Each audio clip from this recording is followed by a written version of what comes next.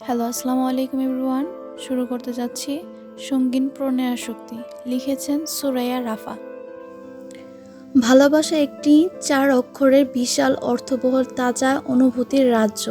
এই অনুভূতিকে কখনো কখনো বিশ্লেষণ করে হাজারটা রূপ দান করা যায় না। প্রেম, প্রণয়, মোহ, ঘোর, আসক্তি, আরও কত কি। আবার কারো কারো কাছে এটি সঙ্গীন প্রণয়াসক্তি।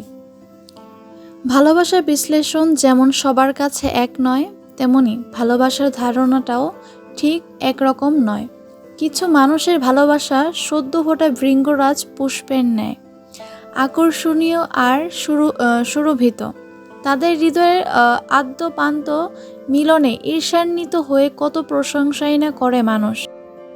অলিতে গলিতে বন্ধুমহল থেকে শুরু করে পাড়ার চায়ের আড্ডা পর্যন্ত তাদের নিয়ে চলে দিনভর আলোচনার বহর। কি করে তৈরি হলো এমন যুগল? এত রাজ্যটক কোনোদিন ভাঙবে না, আরও কত কি। অন্যদিকে এই পুষ্পপূরণের মতো ভালোবাসার বিপরীতে যে শুধুই ঘৃণার বসবাস, তেমনটা নয়। ওই যে বললাম, ভালোবাসার ধরনও হয়। কেউ কেউ এসব গদবাঁধা ভালোবাসার নিয়মে গা ভাসাতে পারেন না কোনো কালেই। খালি মুখে ভালোবাসি কথাটা উচ্চারণ করাটাও যেন হিমালয় জয় করার মতো অ্যাডভেঞ্চার আর থ্রিলিং তাদের কাছে। তাই সেসব কিন্তু ওয়ালা মানুষগুলো ভালোবাসা প্রকাশের ধরনটাও হয় কিছুটা ভিন্ন রকম। সেখানে অনুভূতি প্রকাশের থেকে আদায় করার স্পৃহাটাই বেশি কাজ করে। সে আদায় করার ধরনটাই যেমন হোক, জোর করে কিংবা তার থেকেও কোনো কুৎসিত পন্থায়। কারো কাছে ভালোবাসা বিষাক্ত, কারো কাছে অসুস্থ, কারো মতে এ আবার কেমন ভালোবাসা, এটা কোনো কালে ভালোবাসা নয়। কই আসক্তি ভয়ানক আসক্তি। আবার ইচড়ে পাকা ডার্ক রোমান্স থেকে দেখে দেখে ফরেনারের কালচারে বেড়ে ওঠা অষ্টাদশীদের কাছে ইটস কল্ড ডেঞ্জারাস লাভ। এত বড় বিশ্লেষণ আর চর্চার বাইরে গিয়ে আরও এক ধরনের অনুভূতি রয়েছে। এটা অনেক একপাক্ষিক ভালোবাসা বা ওয়ান সাইড লাভ। হৃদয়ের সুপ্ত অনুভূতির কথা তাকে না জানিয়েও কি সুন্দর দিনরাত অতিবাহিত করে দেওয়া যায় তাকে কল্পনায় ভালোবেসে। একটিবার চোখের দেখা দেখেও নরম হৃদয়টা পুলকিত হয়ে ওঠে মুহূর্তেই। ভালোবাসার টইটুম্বর হয়, ভরে ওঠে হৃদয়ের কান্নায় কান্নায়। ভার্সিটির ক্যাম্পাস থেকে শুরু করে বই আস্তরিত ফাঁকা লাইব্রেরি এক কোণের ছোট্ট টেবিলটায় সেই শ্যাম পুরুষকে দেখার জন্য কত জায়গাতেই না ছুটে বেড়ায় বেপরোয়া সর্বনাশা মনটা। সেই সাথে পাল্লা দিয়ে ছোটে মনের অধিকারী রক্ত মাংসের মানুষটাও। আপন মনকে অন্যজনের নিয়ন্ত্রণে ছেড়ে দিলে এই হয়। ক্যাম্পাসে এসে তাকে এক নজর না দেখা অবধি অশান্ত মনটা দমায়ের নামই নেয় না। এই যেমন এই মুহূর্তটা মনটা কেমন ঝিমিয়ে যাওয়া মরা বিকেলের ন্যায় শান্ত হয়ে আছে। উচ্ছ্বাস আকাঙ্ক্ষা সবকিছু দমে গিয়ে তৃষ্ণার্ত চোখ জোড়া সবচেয়ে পছন্দের শ্যাম পুরুষটিকে দেখতে ব্যস্ত। সেকেন্ড, মিনিট, ঘন্টা অতিবাহিত হয়, তবুও তাকে দেখে চোখ দুটো ক্লান্ত হয় না। কি আছে এই শ্যাম পুরুষের মাঝে? আহামরি তো কিছু নয়। হলিউড কিংবা বলিউড হিরোদের মতো পেশিবহুল গৌরবর্ণও নয়। ছিমছাম গড়নের শ্যাম পুরুষ সে। বেশ লম্বা চওড়া মানুষটা, আর সবচেয়ে সুন্দর তার হাসি। হাসির সাথে সাথে কি সুন্দর ঢেউ খেলে যায় টোল পড়া গাল দুটো। ফাঁকা লাইব্রেরিতে সবচেয়ে কর্নারের টেবিলটায় ঠিক মুখোমুখি হয়ে বসে আছে নিখিল ভাই। এটা বোধহয় নিখিল ভাইয়ের পছন্দের জায়গা। ওই জন্যই তো প্রতিদিন সে এখানটায় বসে বই পড়বে নাই বা কেন? ভার্সিটির তুখোড় ছাত্র নিখিল ভাই। ছাত্র আন্দোলন থেকে শুরু করে সমাবেশ কিংবা নির্বাচন সবকিছুতে নিখিল ভাইয়ের অগ্রাধিকার। সেই ভার্সিটির ভিপিও তিনি। এক নামে সবাই চেনে, তবে পড়াশোনার ক্ষেত্রে একটু কম্প্রোমাইজ করেন না তিনি। এই যে এখনও বই পড়ছে, কানে হেডফোন গুঁজে বইয়ে মুখ ডুবিয়ে পাতার পর পাতা উল্টে যাচ্ছে। এই সিনটা দেখেও মারাত্মক লাগছে, লাগবেই তো। এত কাছ থেকে নিখিল ভাইকে দেখার সুযোগ হয়নি কোনো কালেই। মনে হচ্ছে সময়টা এখানে আটকে যাক। আজ লাইব্রেরিটাও বেশ ফাঁকা, সিনিয়ররা তেমন কেউই নেই। এই সুযোগে নিখিল ভাইয়ের সাথে দু একটা কনভারসেশন এগুলে ক্ষতি কি? নিখিল ভাই, এই যে নিখিল ভাই। লাজুক হেসে টেবিলে টকটক করে সামান্য টোকা দিয়ে ডাকছে আরও। তবুও নিখিল ভাইয়ের হেলদোল নেই কোনো। এবার তাকানো না পর্যন্ত আশ্চর্যভাবে অপেক্ষা করার কি হলো? আরুর বুঝি খারাপ লাগে না? লজ্জা আর আত্মসম্মানের মাথা খেয়ে আবারও ডাকলো তাকে। কিন্তু এবারও একই ঘটনার পুনরাবৃত্তি ঘটে। নিখিল ভাইয়ের কোনো রূপ সাড়া দিল না। ওর দিকে না তাকিয়ে বাম হাত দিয়ে একটা ছোট্ট সাইজের অ্যালার্ম ঘড়ি এগিয়ে দিল ওকে, যেটা এই মুহূর্তে বাজখাই আওয়াজ তুলে কানে 12টা বাজিয়ে দিচ্ছে। ইস, কি বিরক্তকর! এটা কেন দিলেন নিখিল ভাই? এবারও নিখিল ভাই নিশ্চুপ, বরং অ্যালার্মের বিরক্তিকর শব্দটা আরও দ্বিগুণ জোরে বাজিয়ে দিলেন তিনি। অ্যালার্মটা বিরক্তির আওয়াজ তুলে কর্ণকোহর ছাপিয়ে মস্তিষ্কে এসে লাগছে এবার। কানে পর্দা ছিঁড়ে যাওয়ার উপক্রম। না, আর নিতে পারল না আরও। বিরক্তির চরম পর্যায়ে গিয়ে শব্দ করে চেঁচিয়ে উঠল, এটা বন্ধ করুন নিখিল ভাই, উফ, আর সহ্য হচ্ছে না। এক পর্যায়ে গায়ের কমফোর্টারটা ছুঁড়ে ফেলে হন্তদন্ত হয়ে উঠে বসল আরও। ঘুমের ঘোর এখনো কাটেনি। চারিদিকে পরিস্থিতি বুঝে উঠতে একটু সময় লেগে গেল ওর। যখন বুঝে উঠল তখন প্রতিদিনের মতো প্যালেসের ন্যায় মাস্টার বেডরুমে কিং সাইজ বিছানার নিজেকে আবিষ্কার করল আরও। ঠোঁট কামড়ে একটা চাপা নিঃশ্বাস ছেড়ে ধীরে সুস্থে সময় নিয়ে নিজেকে হাঁটু অবধি লম্বা সিল্কি চুলগুলোকে মেসিবান করে বিছানা ছাড়ল ও। তারপর সবার আগে বন্ধ করলো বিরক্তিকর অ্যালার্মটাকে। একে একে পুরাতন জানালা ভারী পর্দাগুলো সরিয়ে রুমটাকে আলোকিত করে বসে পড়ল ল্যাপটপ নিয়ে।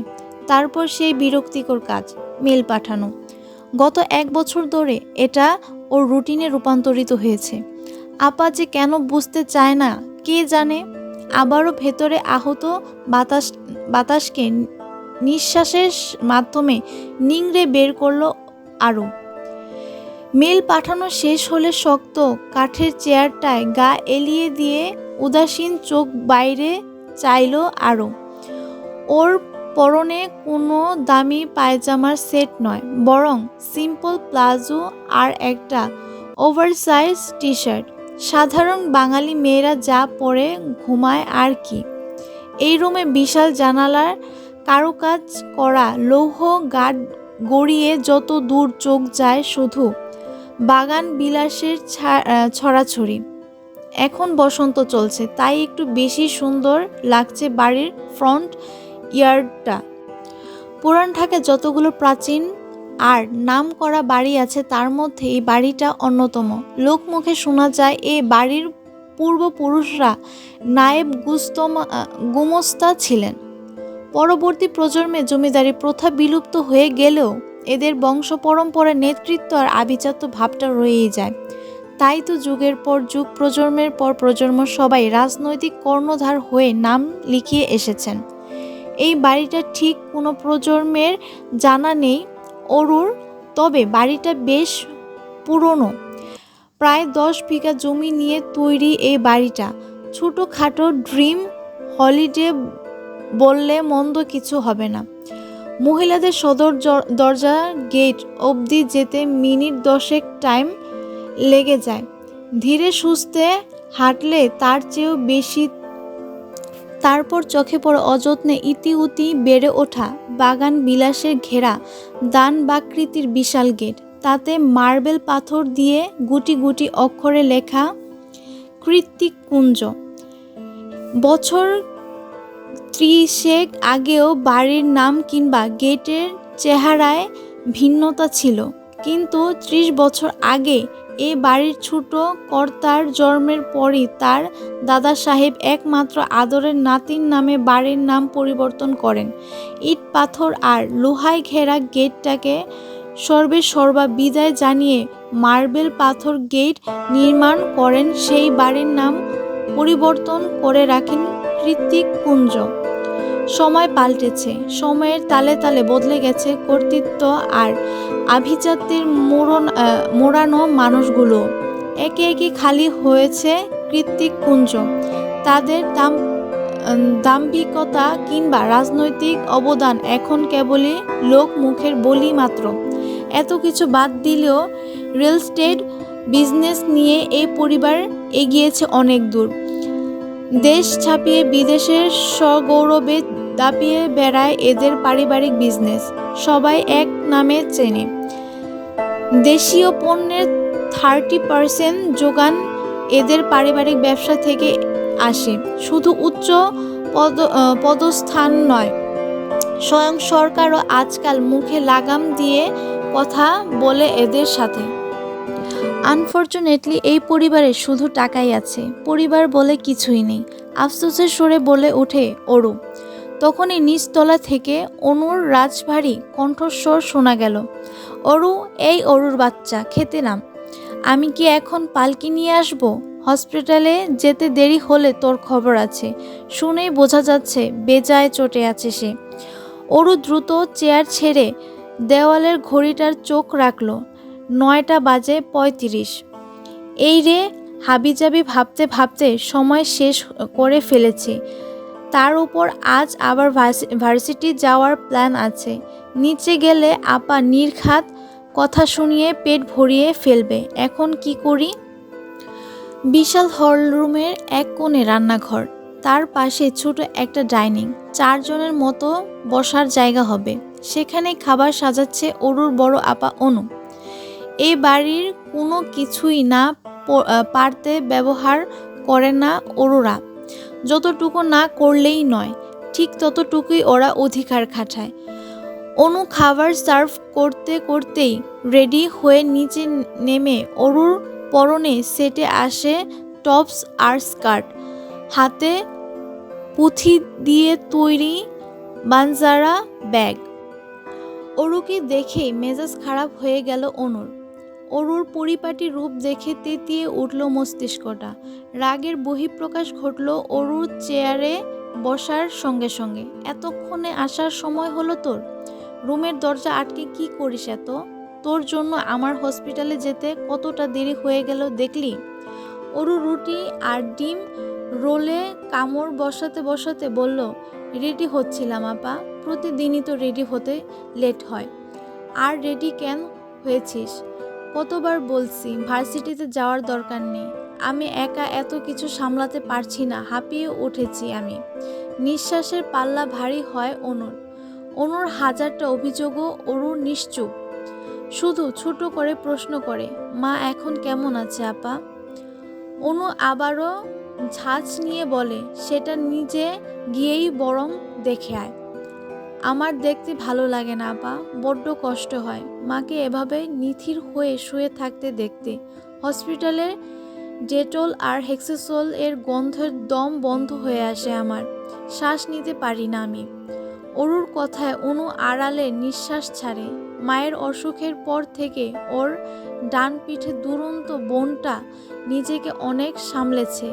যে মেয়ে সারাদিন হুড়োহুড়ি আর বান্ধবীদের নিয়ে মেতে থাকতো, সেই মেয়ে ঘরকুনো হয়েছে। হাজারটা অহেতুক বায়না ধরা মেয়েটা প্রয়োজন বাইরে গিয়ে এখন আর একটা কথাও বলে না। অরুর মতো মুক্ত বাতাসে ডানা ঝাপটানো মেয়ের জন্য এই পরিবর্তন অনেক কিছু। এত অল্প বয়সে আর কতই বা সামলাবে নিজেকেও। অরুর বয়সটা কম, সবে 19 পা দিয়েছে। তাই তো অনু নিজেই ওকে এসব হসপিটালে ঝুট ঝামেলা থেকে দূরে সরিয়ে রাখে। আবার নিয়তির সাথে পেরে না উঠে নিজেকে বিরক্ত হয়ে যায় বরংবার। সেই বিরক্তি নিজের মধ্যে আটকে রাখতে কষ্টকর হয়ে ওঠে ওর জন্য। গুমড়ে মরা অশান্ত হৃদয়টাকে একটু হালকা করার দায়ে মাঝে মধ্যেই বহিঃপ্রকাশ ঘটে চওড়া মেজাজের, যার ভুক্তভোগী হয় ওর ছোট বোনটা।